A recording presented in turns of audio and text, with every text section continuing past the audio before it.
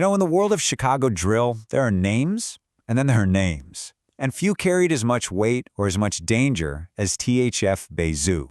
So today we're going to break down the final chapter of a life that was just defined by violence. We'll explore how this notorious street chief, and yeah, Lil Durk's right-hand man, met an end that in a lot of ways seemed inevitable. We're going to walk through everything that's been reported and try to piece together a clear picture of what went down. But look, to really get this story, you gotta start with the man himself.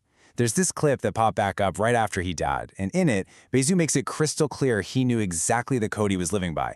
He wasn't naive, not at all. He knew the potential consequences, and he basically saw them as just part of the deal. A foregone conclusion. And, well, that conclusion came on a Saturday afternoon. It was around 3 p.m. in the Little Village neighborhood over on Chicago's west side. That's where Devonsis Collier was ambushed and shot, bringing a violent end to a life that, let's be real, was defined by violence from the start.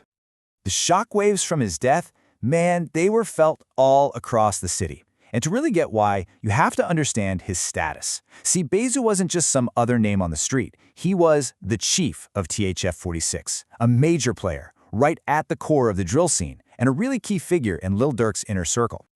At 35 years old, Bayzoo was basically an elder statesman in a world where a lot of guys don't even see 25. He had navigated years and years of conflict, survived multiple attempts on his life. But that Saturday, way far from his own turf, his luck it finally ran out, right there in a public parking lot. So the big question is, how did this even happen? Well, thanks to some surveillance footage that came out almost right away, we have this chillingly clear picture of his final moments.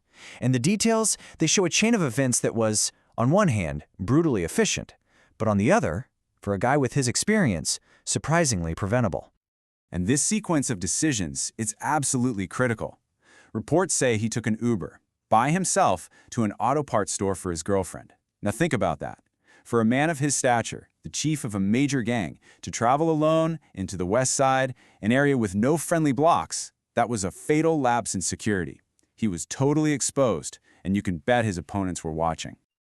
The surveillance footage is it's stark. You can see two guys, one with a rifle, running straight at him from a distance. And Bayzoo, he's looking down at his phone, completely oblivious. He only glances up a split second before they open fire, giving him absolutely zero time to react. This was a targeted hit, an execution, no doubt about it. The shooter with the rifle actually stands over him, firing again and again to make sure the job was done.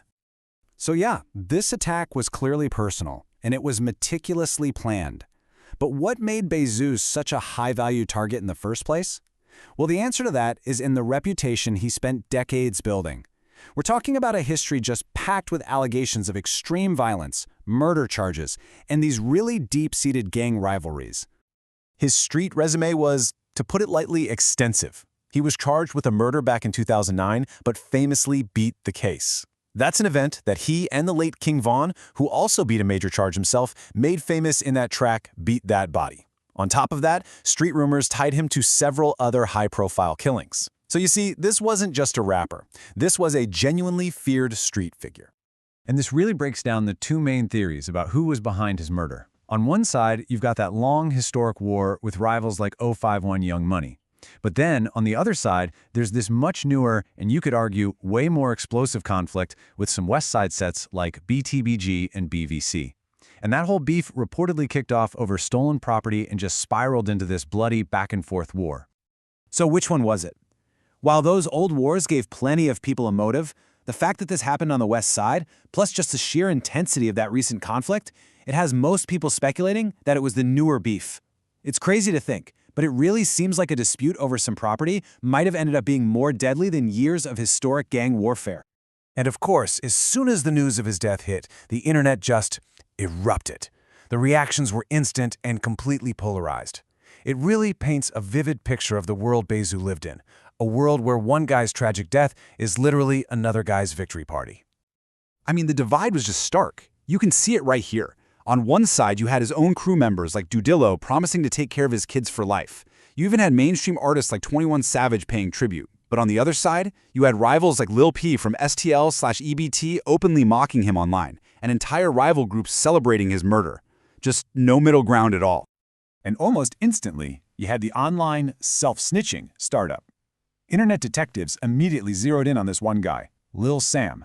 Why? Because he pops up on a live stream right after the murder wearing a gray sweatsuit that looks almost identical to what one of the shooters had on, and he's flashing huge stacks of cash. It's just a classic case of Chicago street world and internet world colliding in real time. But, when it's all said and done, after all the speculation and all the online drama, the one person who seemed to understand this was coming better than anyone was Bayzoo himself. His own words are probably the most fitting and, honestly, the most chilling summary of his life and his death. In that same clip we talked about, he said he didn't want anyone mourning for him. He didn't want tears at his funeral. What did he want? Retaliation. I need 20 for 1, he said. Think about that. It was like a final command from beyond the grave, an instruction to keep the exact same cycle of violence going that had just taken his own life. Bayzoo's story, it's really a powerful and tragic testament to a life lived by this strict, violent code. He pretty much predicted his own end, and then with his final wishes, he made sure that the cycle would just keep on going. And it leaves all of us with a really heavy question for people who are that deep in that world. Is there ever really a way out?